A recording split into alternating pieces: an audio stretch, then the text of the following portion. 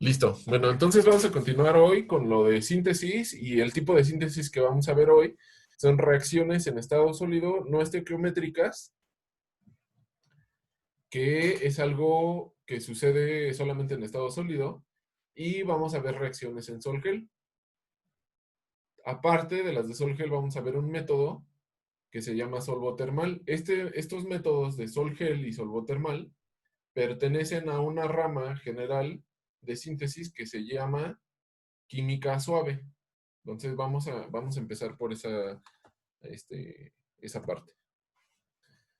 Entonces, cuando utilizamos un método de síntesis que utiliza baja temperatura, a ese se le llama química suave en español.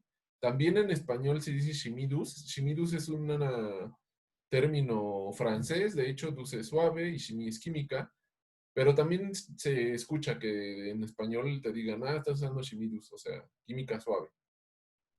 En inglés también pues se dice soft chemistry. Ah, dije que douce era suave en francés, porque no es así, me equivoqué. Entonces, según yo es de dulce. Ajá. Entonces, este tipo de método, la característica principal es que se utilizan bajas temperaturas. Cuando hablamos de bajas temperaturas, no hablamos de temperaturas bajo cero, sino que se refiere a que no requiere temperaturas tan altas como los métodos de síntesis en estado sólido. Los métodos de síntesis en estado sólido, recordamos de la clase pasada, que son altos, porque en estado sólido necesitamos, bueno, se necesita que los átomos se empiecen a mover, y para que se muevan, pues necesitan una temperatura muy alta, pues están atorados ahí en la red cristalina. Entonces, en los métodos de química suave, se le llama temperaturas bajas a unos 200 grados, más o menos. A veces 250 o de ahí para abajo.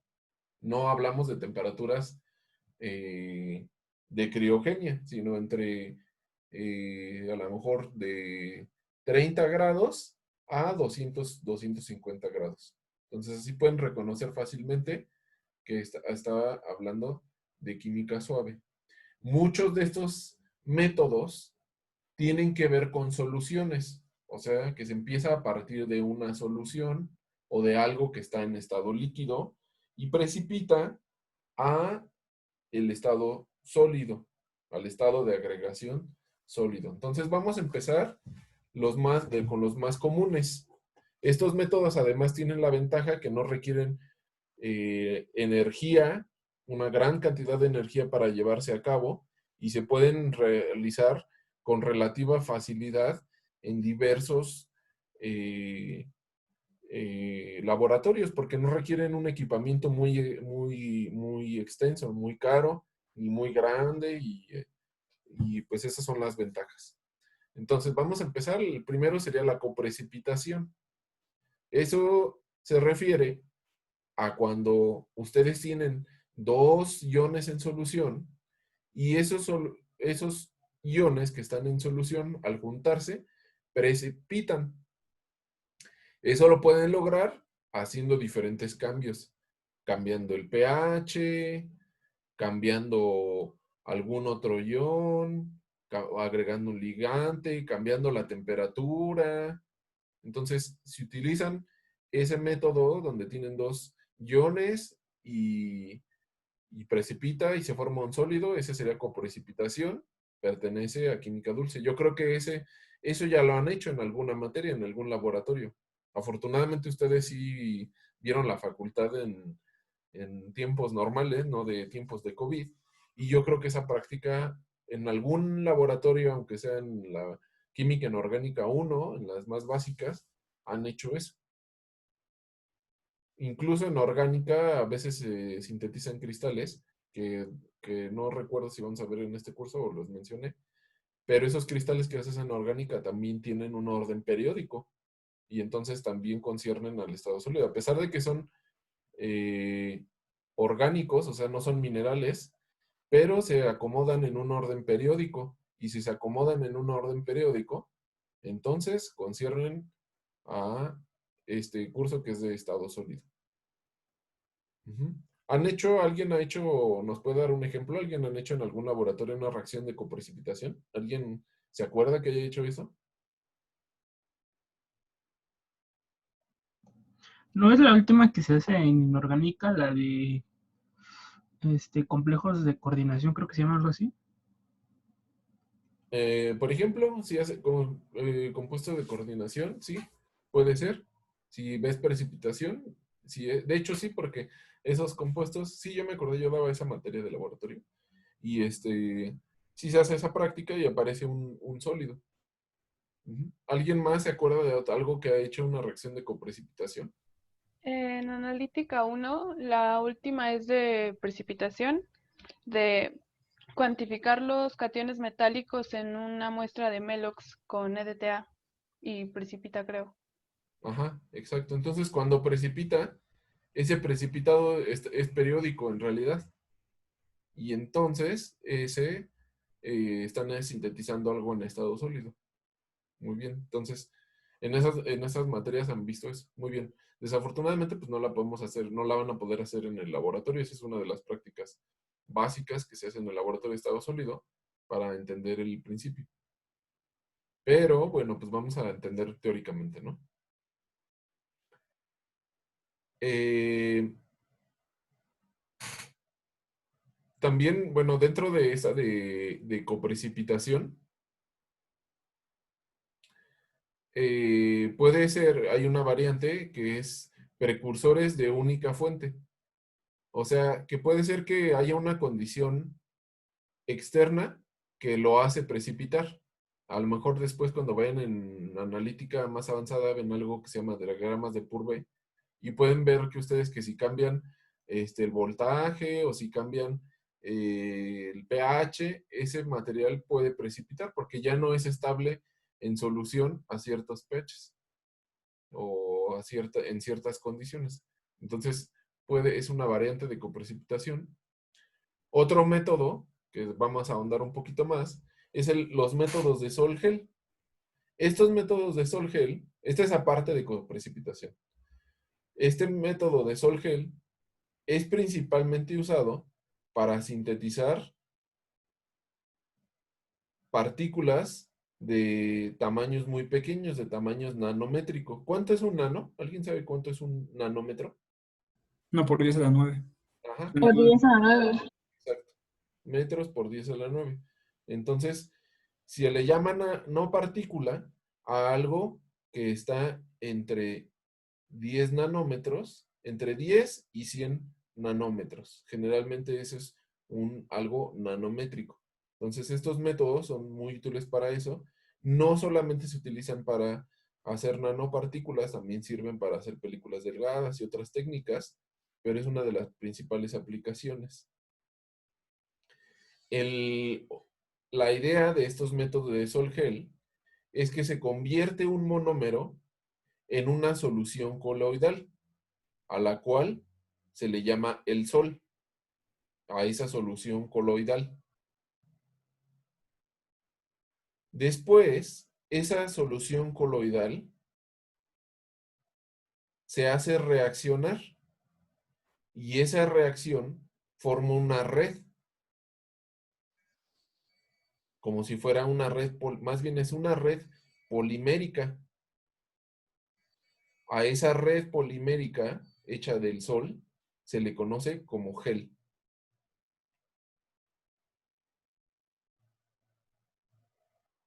Ya una vez que se tiene esa sustancia, la cual es el sol gel, ya hay muchas variaciones, eh, puede suceder que eh, bueno, que se incinere o que se queme ese sol gel y reaccionen las partículas. Ahorita vamos a ver más a fondo esto del sol gel, nada más le estoy describiendo cuál es la definición general. Hay otros métodos de sol gel donde no se requiere ese calentamiento. Ujú. Después hay otra técnica que se llama síntesis hidrotermal. También hay, bueno, hidrotermal es una variante, aquí debería de cambiarle. La forma general es solvotermal. Ponle la general, solvotermal. Y una variante es hidrotermal. En la síntesis solvotermal es SOLVV,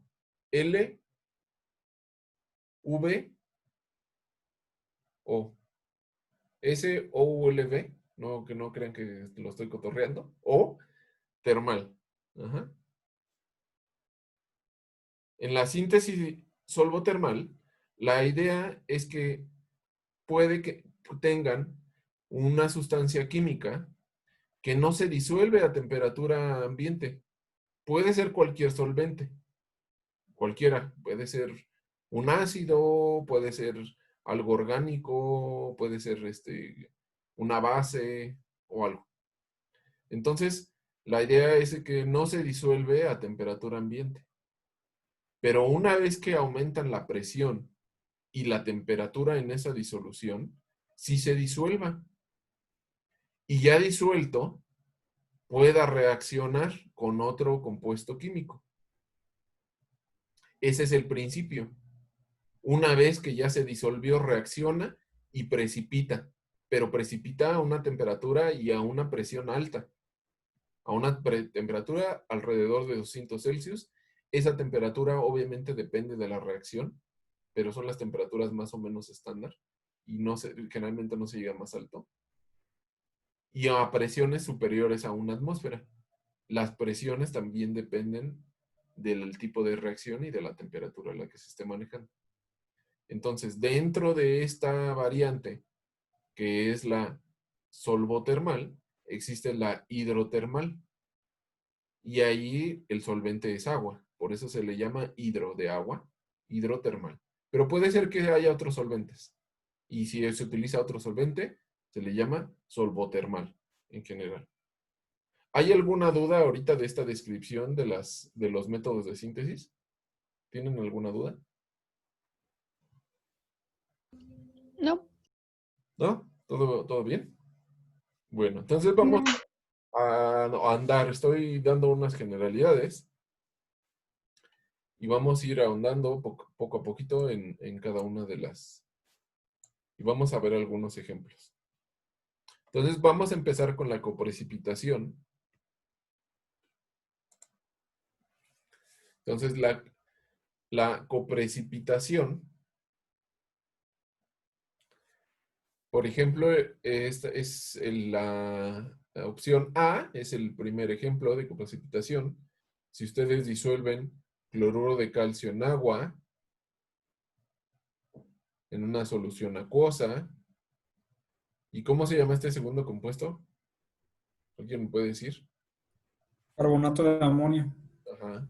Si disuelven carbonato de amonio en agua, resulta que a temperatura ambiente y a presión ambiente, eso se convierte, una vez que lo disuelven por separado, o sea, tienen solución A, solución B, en dos vasos de precipitados diferentes, y luego al momento de unirlos, o sea, verten la solución del compuesto de cloruro de calcio dentro del compuesto de carbonato de amonio, y resulta que aparece un precipitado. Ese precipitado es carbonato de calcio. Ese precipitado ahora se encuentra en estado sólido. Además, internamente, la estructura del carbonato de calcio es periódica, no es amorfa. Puede tener partes amorfas, todo depende de las condiciones. Pero el carbonato de calcio se ordena de forma periódica en su estructura, de forma coherente. Entonces, ese sería un ejemplo de síntesis. Otro ejemplo sería si tienen una solución que contenga hierro 3 en estado acuoso y otra que tenga, ¿cómo se llama este ion? Dicromato. No, cromato. Cromato. Cromato, porque el dicromato tiene dos cromos, ¿no? Entonces ese sería el cromato. Si tienen otra solución que tenga un cromato, al momento de unirlo, va a precipitar, pero debe de estar presente otro ion, porque si no, no precipita. Y ese ion que está presente en el medio es amonio. Al momento de tener los tres compuestos, precipita este compuesto en estado sólido. Poco a poco vamos a ver que las nomenclaturas aquí son fáciles, por eso les preguntaba de estos iones, pero ya vimos en alguna clase que los estados de oxidación en estado sólido dejan de ser enteros, se convierten a fraccionario, y esa nomenclatura de ato, ito y etc. deja de funcionar. Pero al momento sí funciona. Entonces, aparece este compuesto en estado sólido. Les preguntaba porque yo cuando estudié la carrera llevaba un laboratorio que era el laboratorio de ciencia básica, que era como una introducción al laboratorio, y hicimos una práctica que era de plata con cloro, y esa práctica pues todo el mundo lo hacía, y precipita el aluminio perdón, el cloro con la plata. Bueno, yo estudié no estudié en la Facultad de Química y creo que entonces ahí no sé si. Ahora, en métodos precursores, implica que el compuesto inicial ya tiene todos los elementos químicos. Pero al hacer algún proceso, que puede ser de precipitación, o que puede, en este caso específico que está aquí, es un calentamiento, o sea, va ligado a la coprecipitación, se descompone, y al descomponerse libera gases. Por ejemplo, aquí agua, esto es muy común. Hay otras que se les llaman compuestos hidratados, y al deshidratar en realidad cambia la estructura química. Entonces, al calentarse o al ser algún proceso, resulta el compuesto, otro compuesto en estado sólido. Entonces, si se fijan en esta reacción, lo que está sucediendo es que se libera amoníaco y además se libera agua. El oxígeno que hay de más, ese tiene que ver con el oxígeno que hay en la atmósfera. Entonces, aquí no aparece. De hecho, si ven el balance, ahora vamos a ver. Aquí son 8 de oxígeno. Y aquí también son 8. Entonces no. Aquí no necesito oxígeno del agua. Pensé que estaba mal balanceado, pero está bien. Algunas veces necesita del oxígeno. Entonces, como ven, libera amoníaco y libera agua. Y queda un compuesto que ya tiene los mismos elementos químicos que el compuesto inicial. Es como si pareciera como una tipo de descomposición, dirían. Pero en realidad lo que estaba sucediendo es que obtenemos otro compuesto. Este método se llama precursor. Hay otros casos, por ejemplo, que tienen algo hidratado. Que dicen, es que está hidratado. Y cuando lo calientan, se dicen, se deshidrató. Pero en sí también es un método de síntesis, porque al deshidratarlo cambia la estructura cristalina. Y al cambiar la estructura cristalina, están sintetizando algo nuevo. Entonces ese sería otro método de síntesis. Muy simple, pero lo sigue siendo.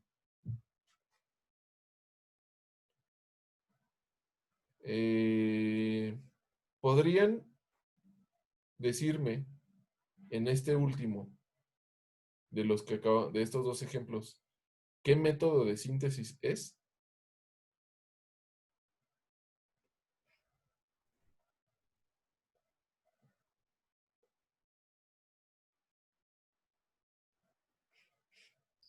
¿Es el de Solgen? Vamos a ver, paso por paso. De todo lo que hemos visto, a ver. El carbonato de bario, aquí dice sólido. Y es un carbonato, como que suena que sí es sólido, ¿no? ¿Cierto? Sí. Sí. ¿El óxido de titanio ustedes lo han visto alguna vez? Y uno. Es el de las pinturas, ¿no? Exacto, es lo que les iba a decir. ¿De qué color es el techo de su casa? Casi todos los techos son blancos. Los pintan de ese color para que refleje la luz. Y esa pintura seguramente tiene óxido de titanio. Entonces sí lo han visto desde muy niños. Ujú. Hay diferentes estructuras, rutilo y anatasa y etc. Pero ese es un sólido, es un polvo, ahí está en la pared. Volteen a ver ahí cómo se ve la parte superior de donde están y seguramente es blanco. Es muy probable que sea blanco y ese es óxido de titanio. Entonces es un sólido. Entonces sólido con sólido y da otro sólido, ¿qué tipo de reacciones?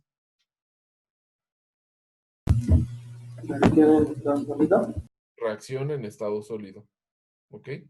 Pero además libera un gas. El carbonato se convierte en CO2.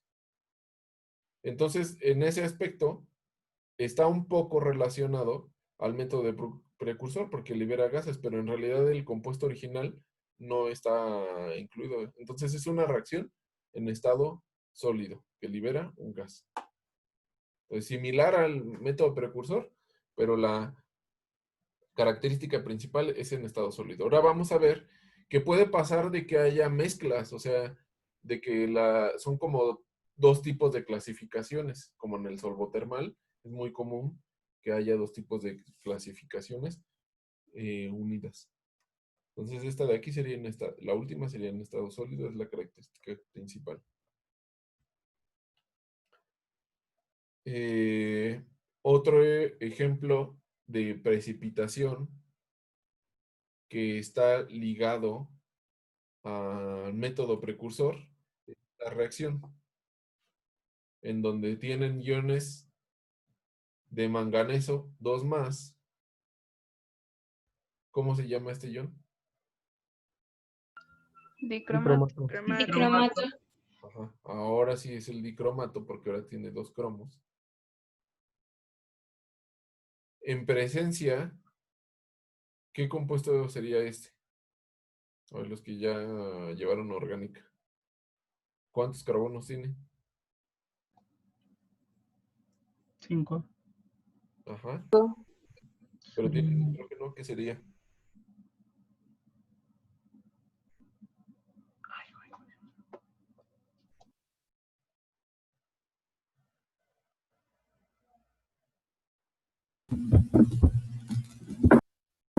¿Podría ser una mina? Podría ser una mina. Ajá. Dios nos agarre confesados porque yo no sé orgánica. Entonces, sí, puede ser una mina. Ujú. ¿O piridina? Es una piridina, ¿no? Piridina, ajá. Piridina. Mm, pues sí, también puede ser una piridina. Ok. Entonces, a veces se utiliza algún compuesto que forme un complejo conjugado, no, complejo conjugado no es algo de estructura de la materia. Un complejo, es que ya no se le llaman complejos para este tipo de compuestos, un compuesto de coordinación con el compuesto principal. Entonces, si se fijan en esta reacción, se forma el manganeso cromo, pero es estable solamente cuando está coordinado. Aquí creo que me faltó el nitrógeno, creo que le moché, porque de hecho es este de aquí abajo, aquí está al final, no le puse el nitrógeno. Aquí escriban por favor un nitrógeno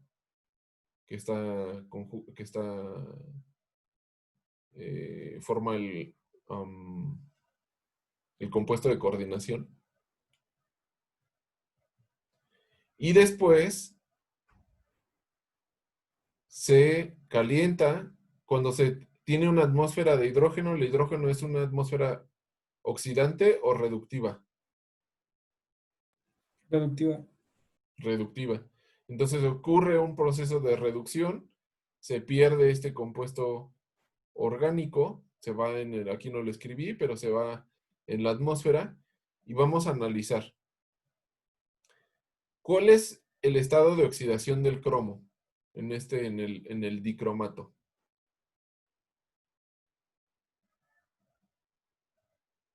6. 6 más. Más.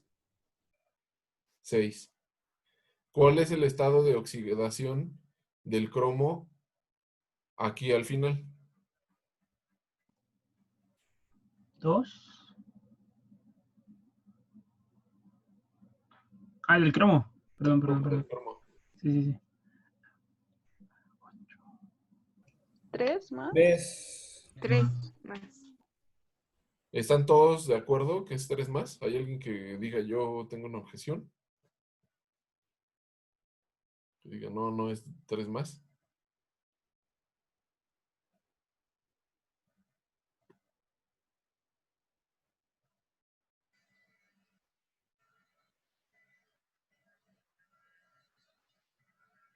¿Ok?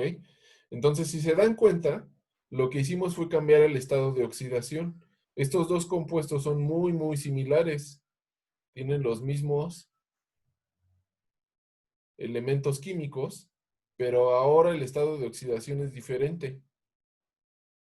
Entonces, esa es otra forma, algo en lo que nos ayuda el método precursor. Podemos cambiar los estados de oxidación al oxidar con una atmósfera de oxígeno O2 o al reducir con una atmósfera de hidrógeno. En realidad aquí está incompleto. Lo que se hace es una atmósfera de argón hidrógeno, porque el hidrógeno es un material que es combustible, es flamable, inflamable. Entonces, si lo ponen a 1600, imagínense hidrógeno, ¿qué es lo que va a pasar? Hasta se prende el tanque. Entonces, se hace una atmósfera de 5% de hidrógeno y 95% de argón, que es inerte. Pero eso es suficiente para reducir el estado de oxidación en estos compuestos. Apúntenle ahí. Sí. Perdón, esa es una forma de controlar la reducción en el compuesto. ¿Cuál es una El forma? agregar el argón, 95% de argón. No. Apúntenle ahí en su cuaderno así como que importante. 95% argón, 5% hidrógeno. Porque el hidrógeno puro es inflamable, o sea, es un combustible. Entonces, imagínate qué es lo que va a pasar si tú pones hidrógeno puro a 1100 grados Celsius, a 1100 Celsius. Pues es una explosión. No es una forma de controlar, es una forma de controlar que no haya una explosión. ¿Por qué? Porque para que sea inflamable se requiere cierta concentración de hidrógeno en el aire. Entonces no crees que es inflamable al 5%, creo que es inflamable cuando está al 30%. Entonces, para evitar que vaya a haber una explosión, se pone hidrógeno, pero no hidrógeno puro, sino una porción de argón mayor al hidrógeno. Entonces, esa porción es 95% hidrógeno, 5% hidrógeno. Sí se puede controlar la reducción, pero ese es un detalle ya muy fino. Se controla el flujo de cuántos mililitros por minuto de argón hidrógeno pasan por el compuesto. Se hace un control con una válvula electrónica y se controla cuánto está pasando. Y luego, además, del otro lado hay una trampa de aceite para evitar que se vaya a meter el oxígeno o el agua que hay en la atmósfera. Ajá, sí, hay forma de controlarlo. ¿Dudas? ¿Hasta aquí? Yo tengo una pregunta. Dime. Y si es aún así bastante cuantitativa la reacción, aún con poco hidrógeno. ¿Me puedes preguntar de nuevo, Iker? Lo que pasa es que escuché mucho eco. ¿Me puedes decir de nuevo? Sí, pregunto que si aún así sí es lo suficientemente cuantitativa la reacción para formar el producto aún con poco hidrógeno. O sea, si es muy viable y no es muy cara o cosas así. No, claro, sí ocurre. O sea, se convierte completamente. Recuerda que en estado sólido no podemos tener o no sirve de nada tener compuestos mezclados. La transformación debe ser al 100% porque aquí no puedes purificar. por ejemplo, en analítica, en orgánica, todo lo que está en solución, sí lo puedes purificar. Hay muchos métodos de purificación, pero aquí no. Aquí tiene que dar una sola fase, se le llama. Si da muchas fases, pues eso no te sirve. Entonces sí, efectivamente sí se puede hacer. Gracias. De nada. ¿Hay alguna duda que tengan hasta aquí? De mi parte no, profesor. Ok, muy bien. Entonces vamos a continuar. Ahora vamos a ver una profundidad un poco más Sol Gel. Hay muchas, el Sol Gel es muy amplio, hay muchos ejemplos y muchas variantes. Yo tengo que admitir que, o sea, he trabajado en Sol Gel, pero no soy experto, o sea, hay gente muy, muy experta en Sol Gel. Pero les hay, sé las cosas generales, ¿no?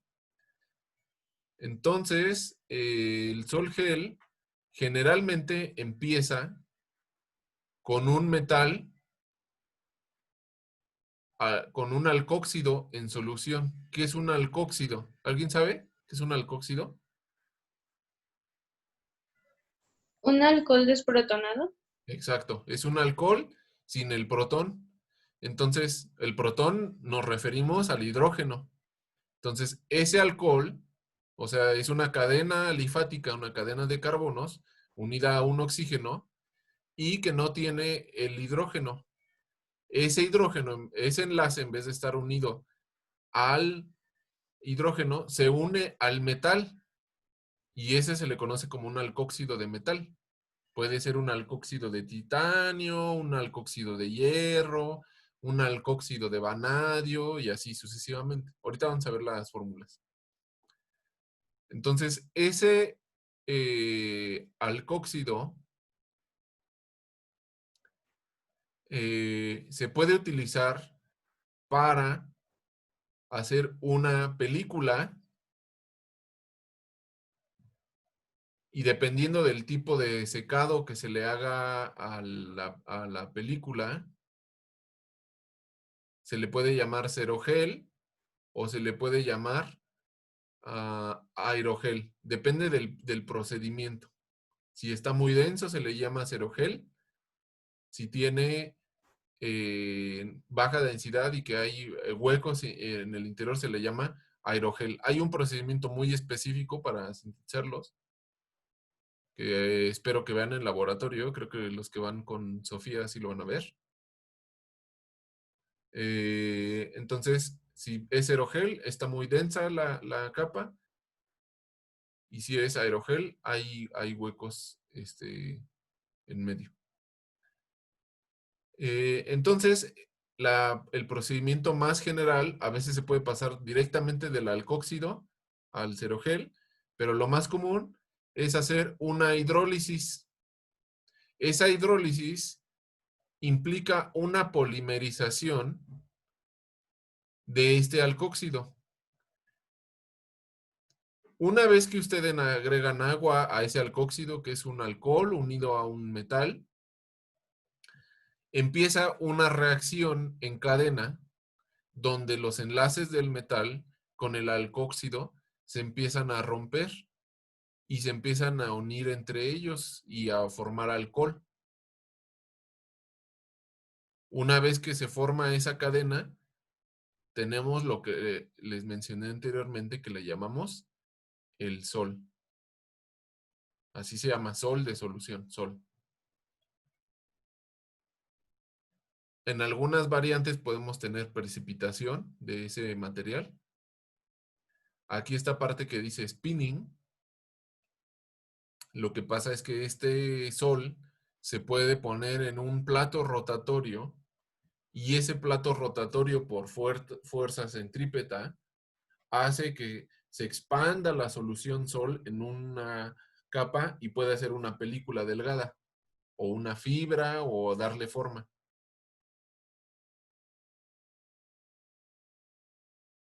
Entonces, si si no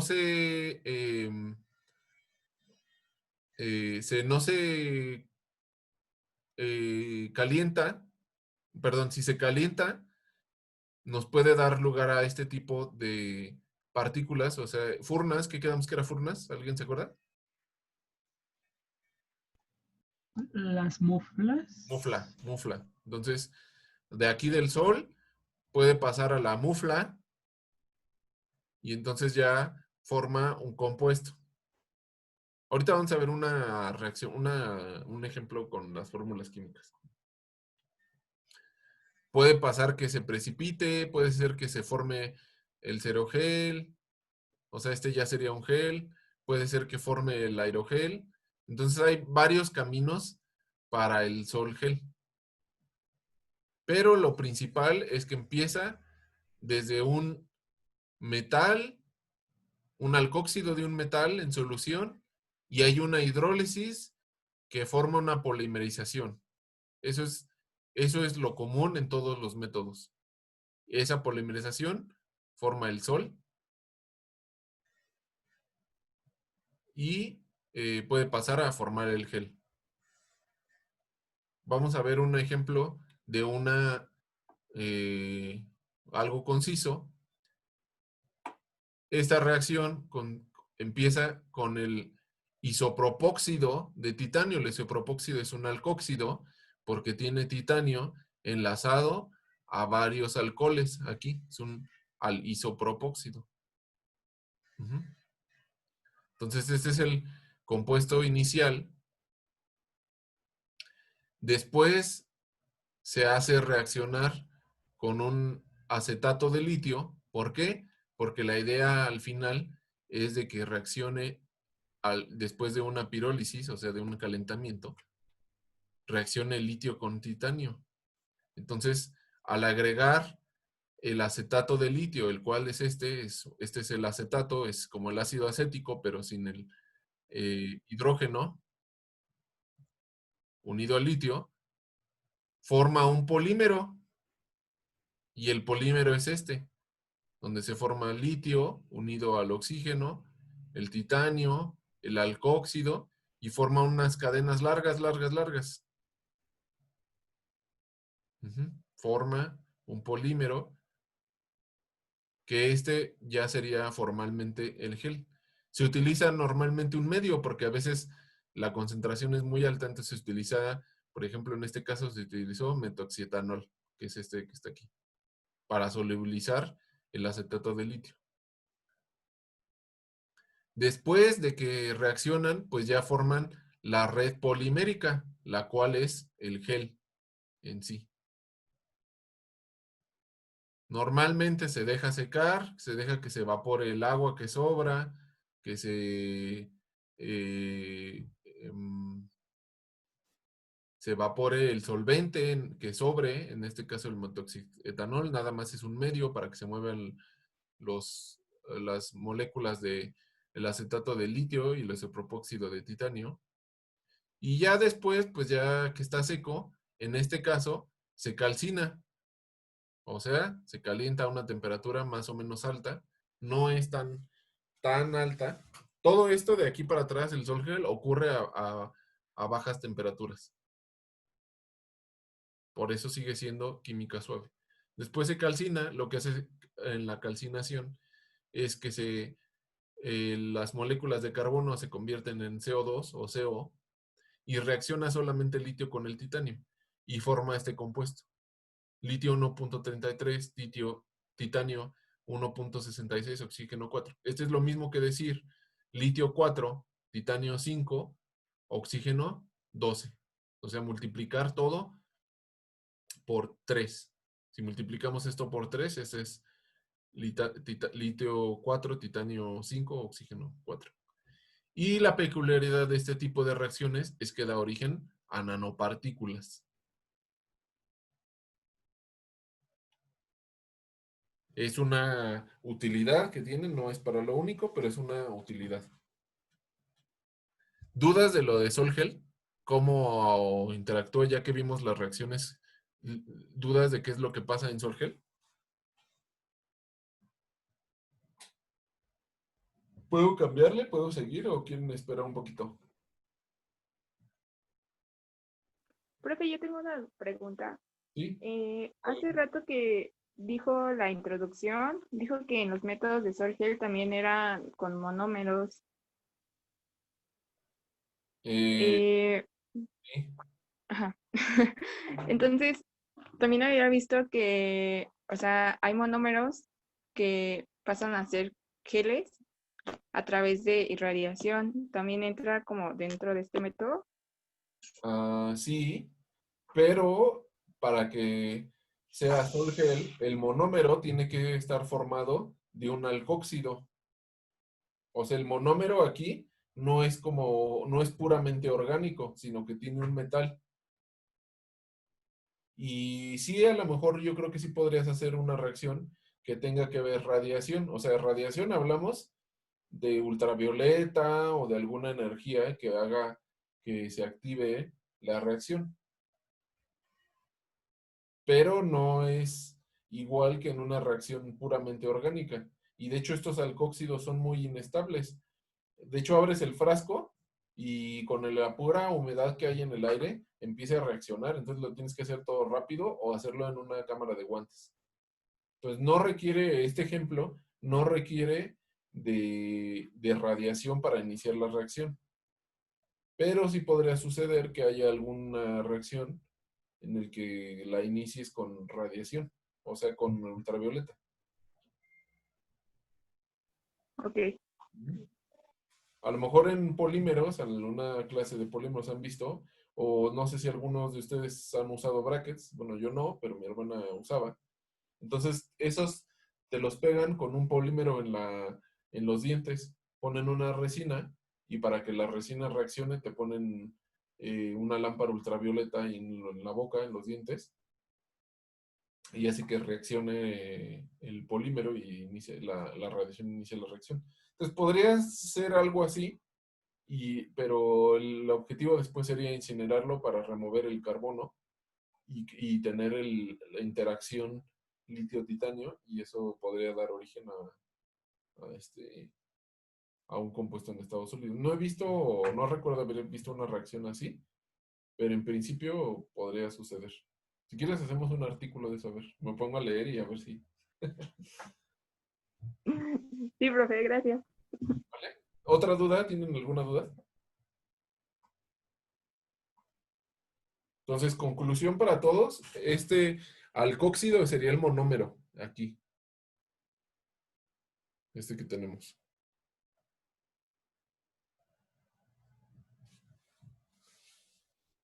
¿Hay alguna otra duda hasta ahorita de lo que hemos visto?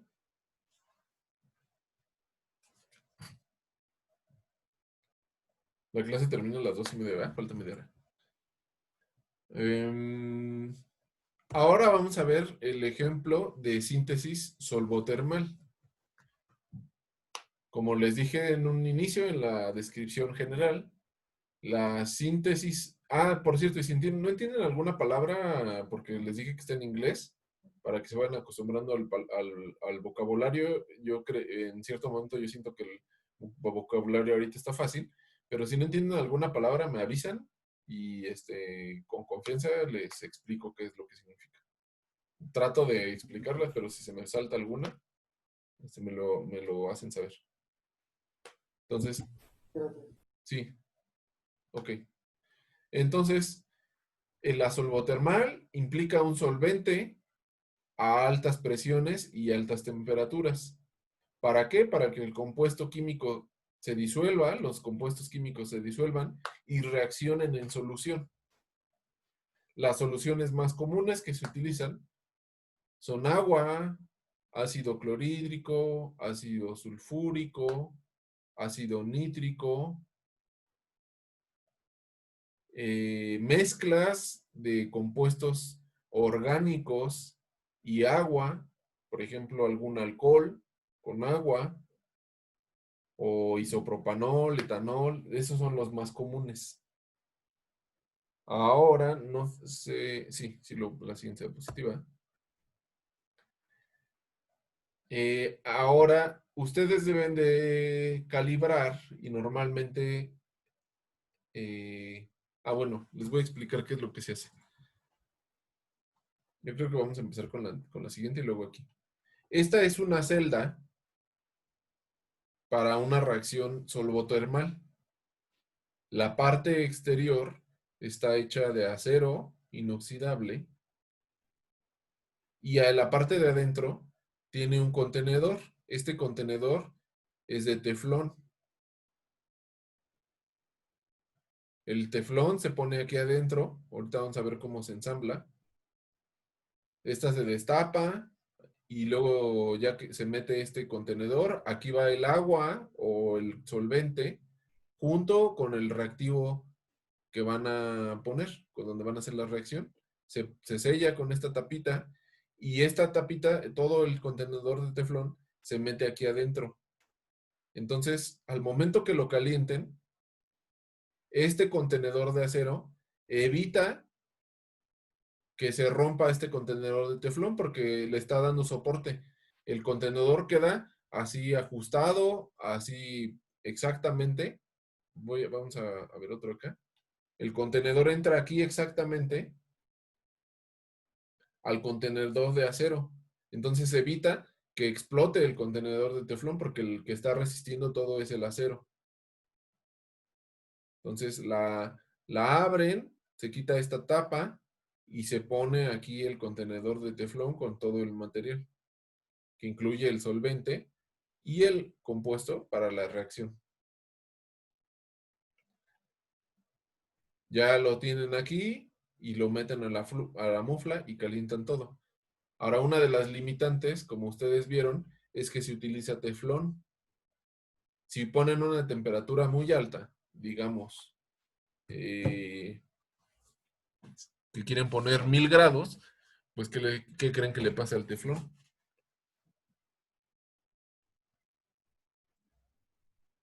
¿Se descompondrá? Pues sí, se funde, se derrite primero y se descompone. Entonces tienen una temperatura límite, que es la temperatura a la que el teflón empieza a perder rigidez. Entonces, este diagrama de aquí es solamente cómo está estructurado. Este depende mucho del diseño del reactor. Sería como un reactor chiquito para solvotermal. Y este diseño es diferente. Los que tenemos en la Facultad de Química son como están en el C1. Yo creo que han de creer que ya nos olvidamos de ellos. Bueno, entonces es como una llave, este es con lo que se cierra, esta llave entra aquí, en este agujero, y con este se jala, y este soporte mantiene la parte de abajo, y es para desenroscarlo. Entonces ya que está desenroscado se quita la tapa y se mete aquí el contenedor de teflón. Ahora, ¿qué pasa si lo lleno mucho? Si lo lleno hasta acá arriba de agua, al momento que empiece a calentar, empieza a subir la presión y es tanta la presión que puede llegar a hacer explotar el contenedor de acero. ¿Cómo se le llama a un contenedor de acero a altas presiones? ¿Alguien sabe?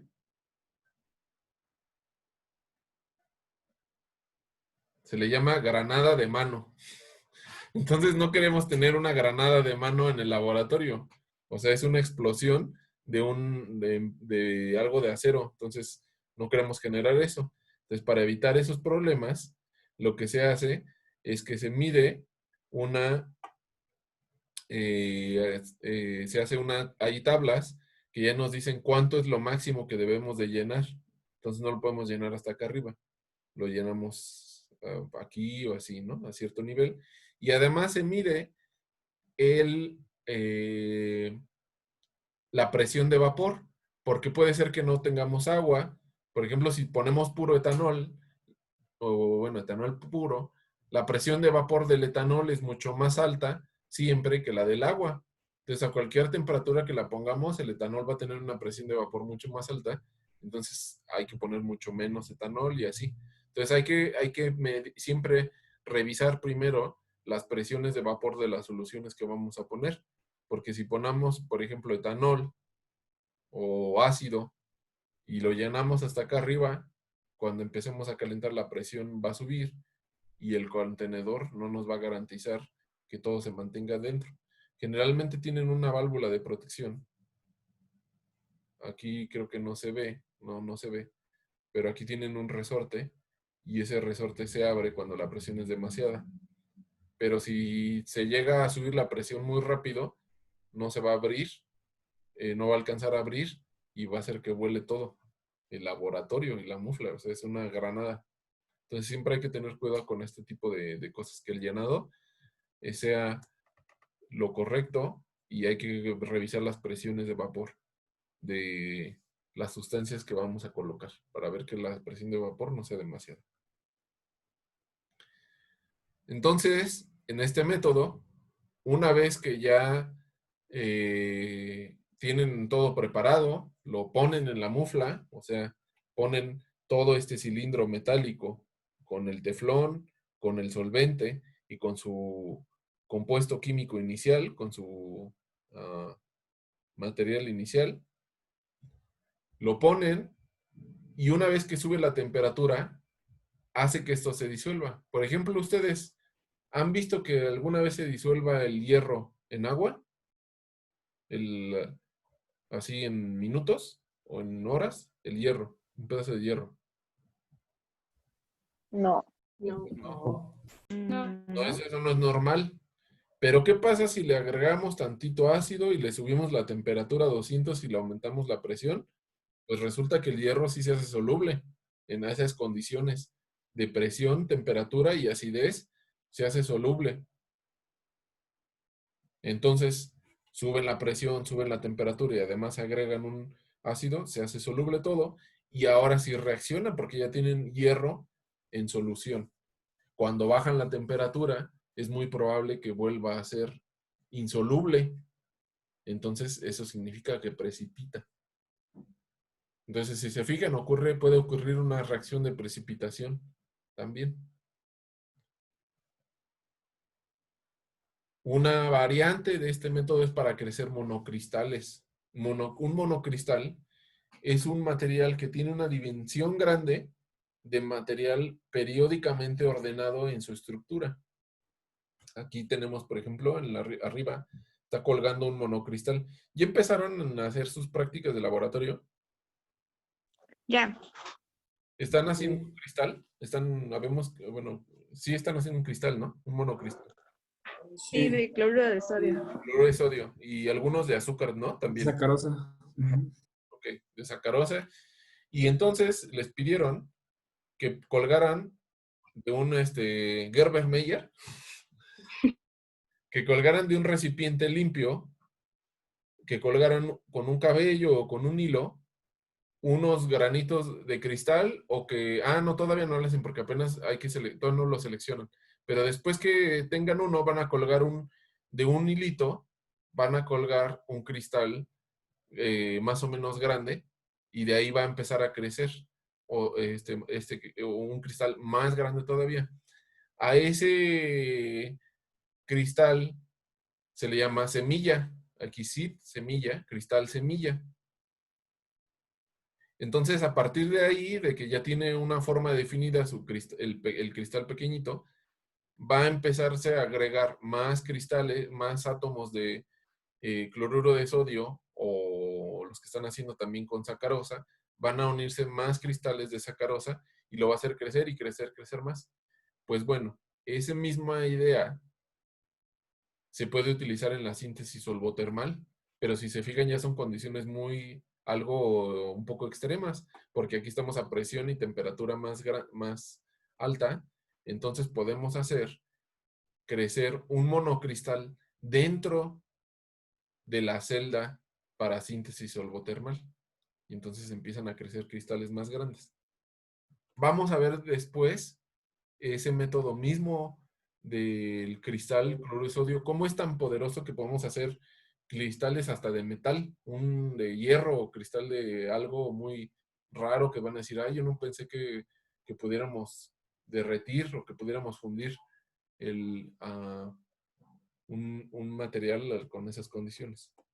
Ese método en general de fundir algo se llama flux, pero ahorita no lo vamos a tocar tan a fondo. Nada más es para explicar que incluso ese cristal que están creciendo, ese mismo método puede servir dentro del solvotermal cuando es algo que no es soluble en agua a temperatura ambiente y a presión ambiente. ¿Queda claro cuál es el objetivo del método solvotermal? ¿Cómo funciona?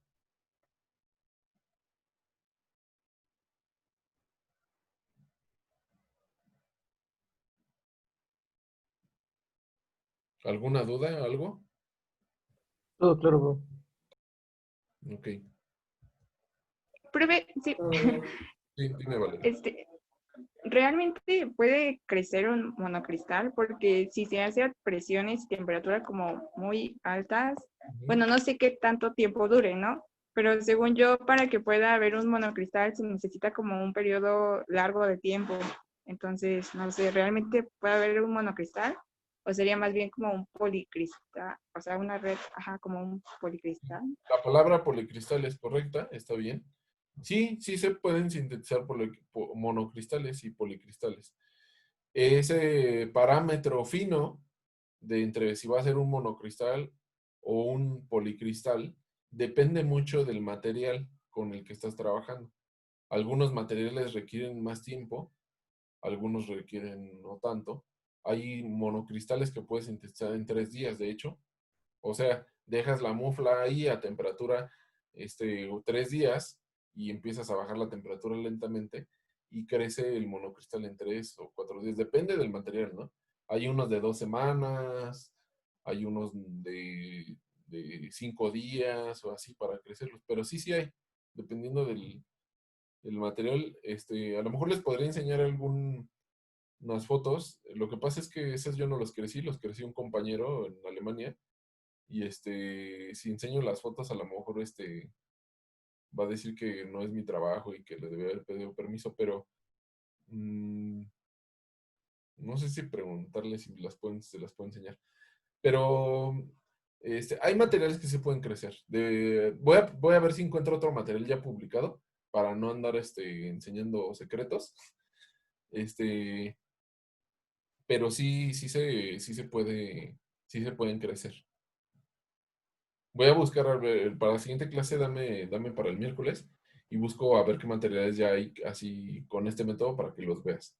Y hay fotos, o sea, ponen fotos en los artículos y todo. Pero yo los he visto, o sea, sí crecen. No es no es cuento chino mío. ¿Vale? Sí, profe, gracias.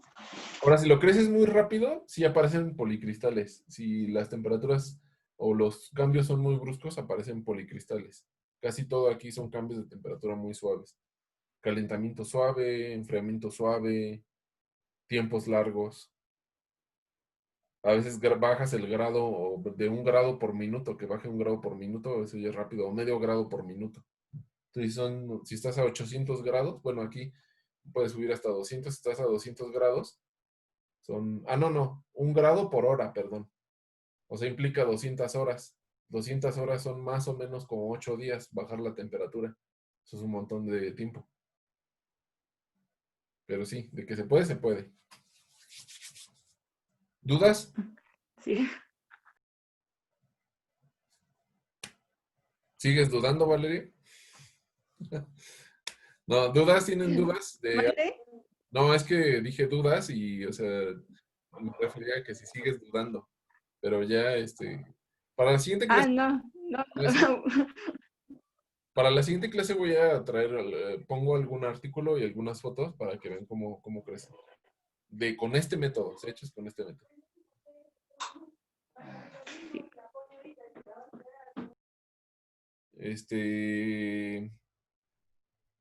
¿Preguntas? ¿Nada? ¿Qué hora es? Porque ya ando bien tendido aquí y faltan 12 minutos. Ahora vamos a ver qué pasa en las reacciones en estado sólido en compuestos no estequiométricos. Como vimos, o algún ejemplo anterior, vimos la ferrita, creo, o la magnetita. Cuando hablamos de un compuesto no estequiométrico, se refiere a un compuesto al que le pueden faltar iones. Cuando decimos que le faltan iones, es que el estado, perdón, la estequiometría no son enteras, sino son fraccionarias. Y tienen coeficientes no enteros. No son enteros. Por ejemplo, podemos ver este compuesto tipo A. Entonces puede ser que falten iones del átomo A, 2 menos X, o que falten iones de oxígeno. Este compuesto, así como está escrito, es exactamente lo mismo. En realidad, esta forma de escribir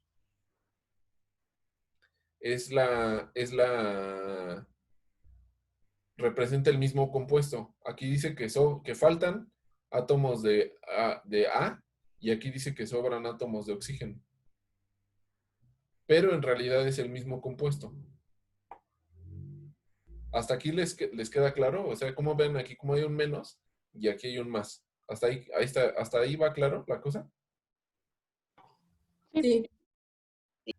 Ahora puede ser lo contrario. Si tienen un exceso de iones, pueden poner que es A subíndice 2 más X o A subíndice 2, oxígeno 1 menos X. O sea, ahora es al revés. Aquí ponen menos X y aquí ponen más. Lo más común, lo más fácil conceptualmente para nuestra capacidad intelectual es entender que faltan iones. Entonces generalmente se pone menos. ¿Por qué? Porque si ponen más, empiezas a pensar, pero ese oxígeno de extra, ¿en dónde entra? Si ya todo está ocupado, ¿en dónde entra? Entonces es más fácil conceptualmente entender que faltan iones de uno de los elementos.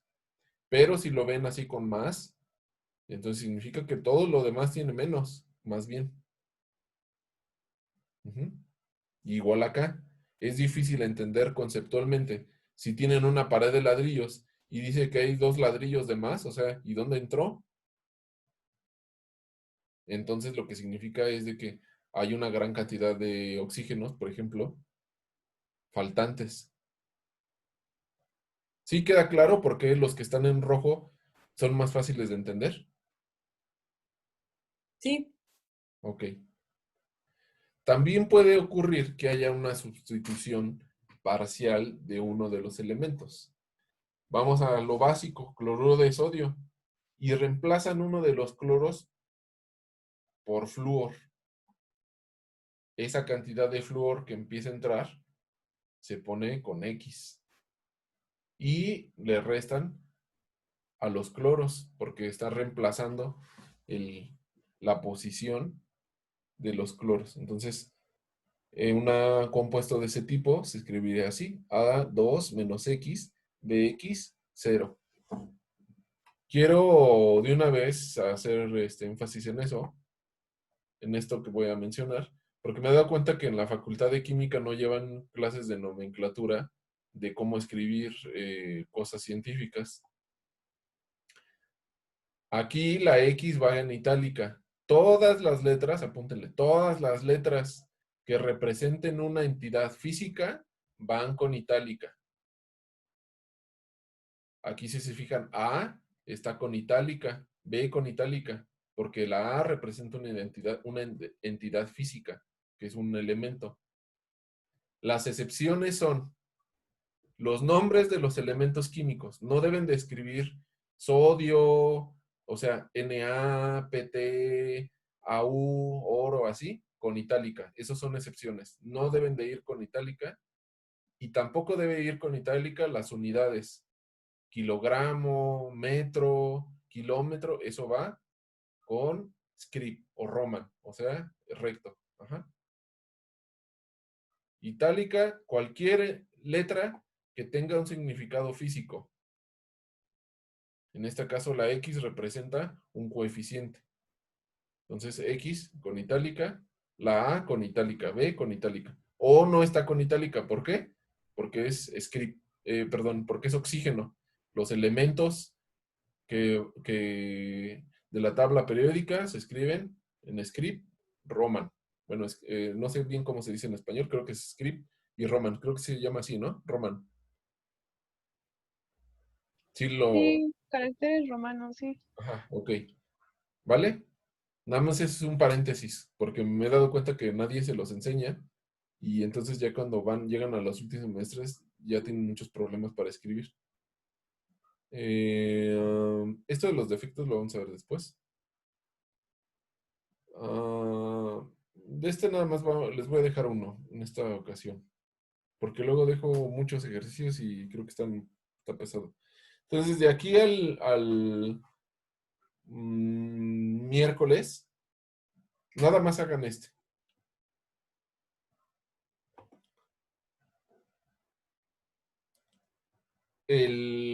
Este compuesto de aquí arriba, esta es tarea, de aquí el miércoles, es sencilla, no les debe tomar mucho tiempo. El compuesto es un superconductor muy famoso, que se conoce como 1, 2, 3. La fórmula química es de itrio, bario 2, cobre 3, por eso es 1, 2, 3. Oxígeno 7 menos X. Resulta que solamente es superconductor cuando tiene ciertos valores de X. No, cuando es igual a 7, no es superconductor. Entonces, ¿qué es lo que hay que hacer? Es un compuesto no estequiométrico cuando es superconductor. Hay que hacer cuando X vale 0 y cuando X vale 0.3. Son dos casos. X igual a 0, X igual a 0.3.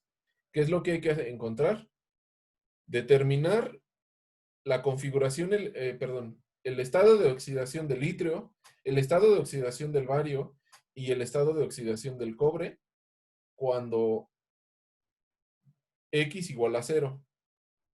Siguiente caso, determinar el estado de oxidación de cada uno cuando X es igual a 0.3.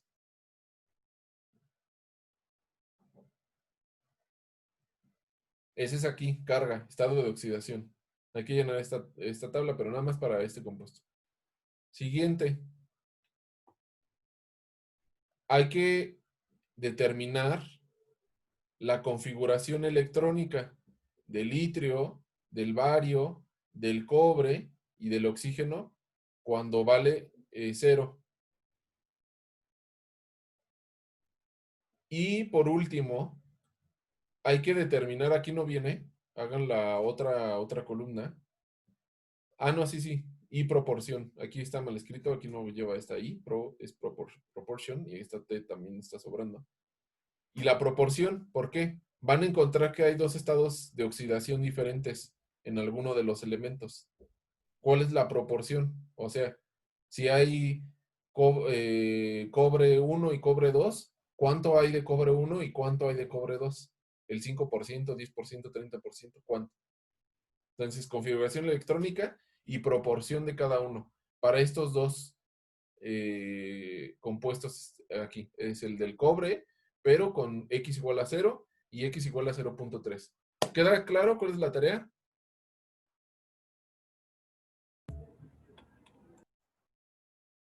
Sí. Sí, profe. Sí, profesor. Ok. Eso lo llenan en Moodle. Ahorita lo activo o lo hago, no recuerdo si ya lo programé, pero si no está programado, ahorita lo programo y lo activo y lo pueden, es para entregar el miércoles antes de la clase. 1 minuto antes de que empiece la clase se cierra el sistema y ya. ¿Vale? ¿Todo bien? sí, Sí. profe. Todo bien. Vale. Entonces, paramos ya lo del video.